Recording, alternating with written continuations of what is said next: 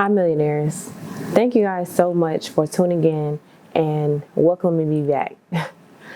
First things first, I want to start with 2022 was an absolute amazing year that turned from amazing to horrific.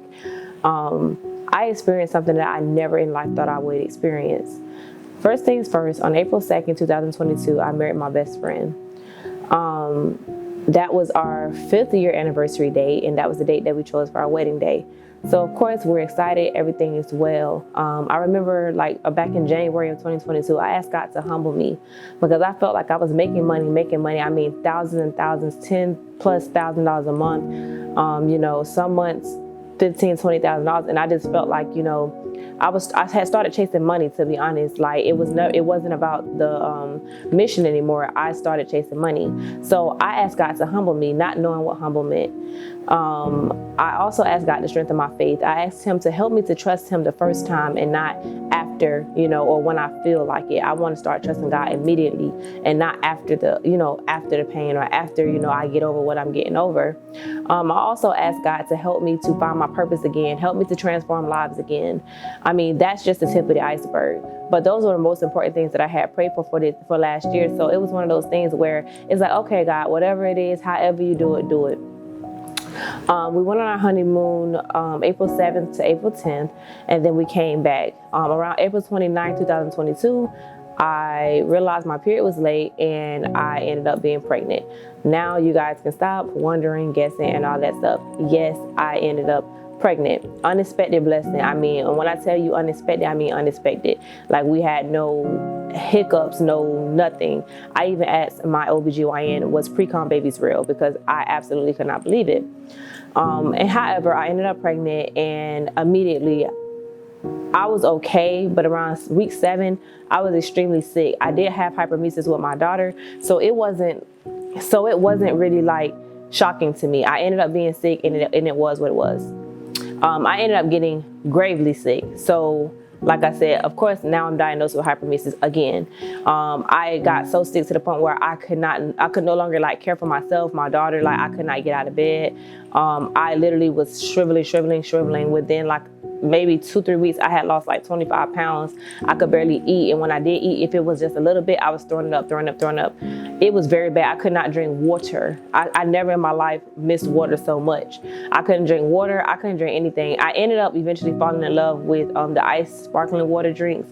Other than that, I couldn't do it. I ended up moving with my grandparents, actually. Mind you, a newlywed. Unexpected blessing, and now I'm moving out of my comfort zone because I needed someone to be able to look after my daughter in the daytime. It got so bad to my daughter, it's she needed me, but she was so understanding. If she would literally be like, "Mommy, I'm hungry," and I would be so sick that I can't even move. I don't have the strength to move. My husband's at work. We live an hour away from majority of our family, so it's it would be like, "Mommy," she would be like, "Mommy, I'm hungry," and I would literally be like, "Baby, give me just 5 minutes," and wake up 2 hours later, and my daughter's laying right there next to me, waiting on me to get up. To the point where, of course, I started, she knows how to go in the pantry, she knows how to go in the refrigerator, but I had barely been grocery shopping, so I was spending hundreds of dollars a week in Instacart just to get her grab and go foods until I can at least get up, or at least till my husband get home so that he can care for her. I was literally gravely ill. So after weeks and weeks go by, I go to my 12-week scan, and they noticed that my baby did not have a nose bone. So they was wait a little bit, and then maybe it'll grow a little later, but that was red flags for concern. They did blood work, everything ended up coming out well, checking out well, no Down syndrome, no anything, because that was one of the indicators for Down syndrome. So it's maybe an African American thing, not saying maybe, but it is. Sometimes it happens in African American descent where the cartilage inside the nose does not grow. So I'm how does this look for my kid, but they were not concerned at all. Around my 20-week scan, it was woe is me. When I tell you woe is me, they told me my cord, the umbilical cord was placed in the wrong spot on the placenta, so it was not midline, it was verlatimus. They also told me that something wasn't looking right with his brain. Literally, they were saying that something wasn't looking right with his brain. So I'm sitting there, I'm by myself, my husband's at work, And I'm sitting here like, oh my gosh, like, what are you guys saying to me? So I ended up getting the paperwork. They referred me to a high-risk doctor. Once they referred me to a high-risk doctor, it was like, okay, they'll be able to do a more detailed scan, this and that and third. So at this point, the only thing I knew was he was missing his CSP, which is the corpus something, I can't even say the name, but it's pretty much the center of the brain that connects the left and the right. And so I'm starting to I'm looking up like the condition that comes with it and this and that. And I came across ACC with it, which is like a genesis of that part. So pretty much missing the center part of your brain. And I'm like, okay, looking up other kids, following the hashtag. I'm trying to see other kids that have this, thing. Like, I want to see how they're progressing. I want to see how they're surviving. Like, this is where I was at. So, I mean, at that point, 20 weeks, I was doing okay. I had lost weight, but I was doing okay. Like I said, I had found out he had all this stuff. So at this point, I'm literally like in fight or flight mode. And I honestly, at that point, did not know if I wanted to fight or flight. I got to the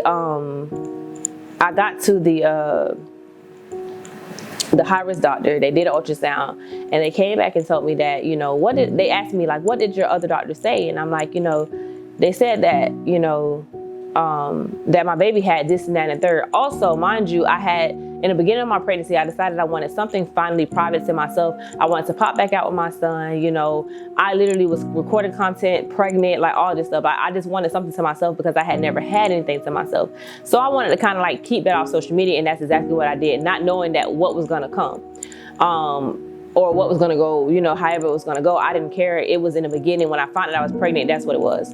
So, like I said, once I got to the high-risk doctor, they asked me like, what did they tell you? And I'm like, they told me this, that, and the third. And they were like, none of that's wrong. Oh, they also said that his heart was abnormally placed in his chest. Sorry about that. They said that his heart was also abnormally placed in his chest. So he had no nose bone. His heart was abnormally placed in his chest in the wrong spot.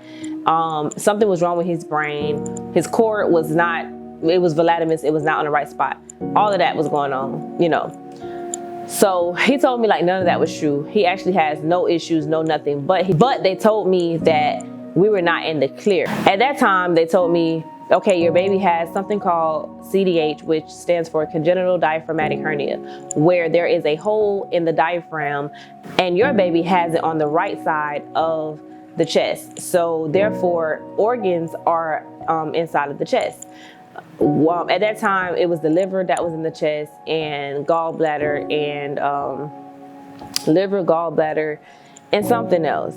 However, being that it was right side, it made it a little more severe and also a little more rare than normal CDH. So at this point, I'm kind of just like, okay, at this point. But they said baby was well, baby was growing. The cord was not centered, but it was not fully Hyperemesis, so it was just a little off.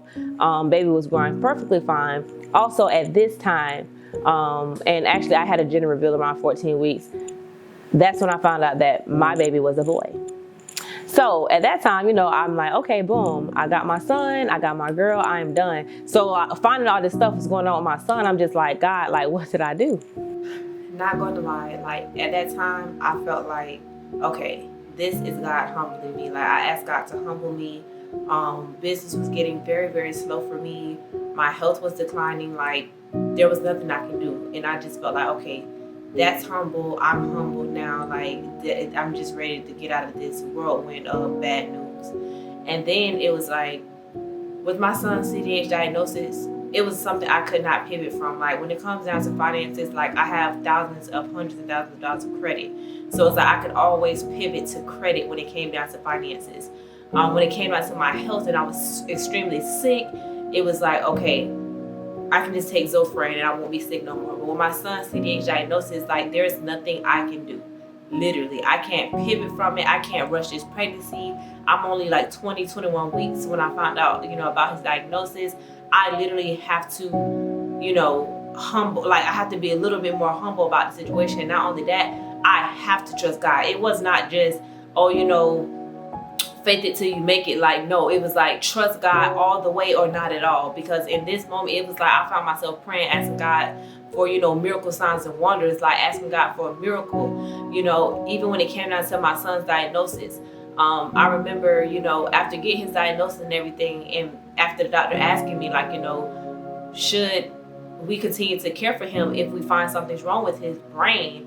And at that point, I'm like, yeah, yeah. And then I remember when I got home and I'm like, Lord, you know my heart, you know how I am, you know who I am your child.